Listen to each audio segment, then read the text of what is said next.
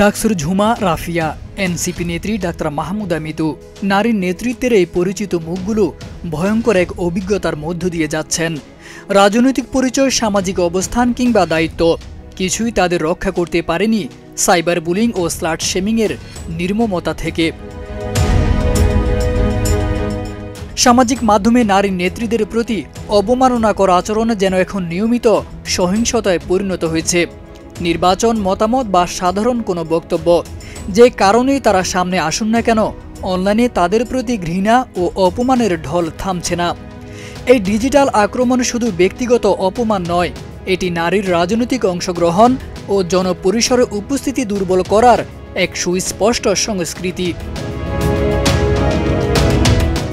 এই ধারাবাহিক নির্যাতনের শিকার জাহাঙ্গীরনগর বিশ্ববিদ্যালয় কেন্দ্রীয় ছাত্র সংসদ জাকসুর নারী এজিএস আয়েশা সিদ্দিকা মেঘলা।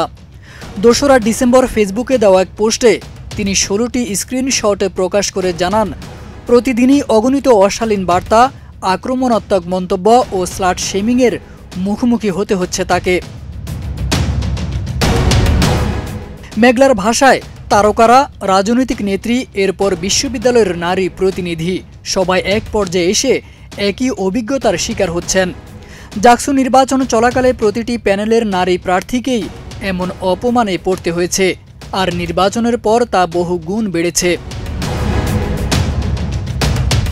জাকসু নেত্রী অভিযোগ করেন, সমাজের কিছু মানুষ এই নির্মমতা স্বাভাবিক বলে চালিয়ে দিতে চান। কেউ প্রতিবাদ করলেই তাকে বলা হয় ভিকটিম সাজছে, আবার চুপ থাকলে অপমানকারীরা আরও সুযোগ পায়। মেঘলার মতে, সাইবার বুলিংকে যারা সমালোচনা বলে বৈধতা দিতে চান তারা আসলে এই অসুস্থ সংস্কৃতিকেই টিকিয়ে রাখছেন। তিনি জানান, হেনস্থাকারীদের বড় অংশই বেনামি আইডি ব্যবহার করলেও দুঃখজনকভাবে অনেক নারীও এই স্লাট শেমিং ছড়ানোর কাজে যুক্ত আছেন।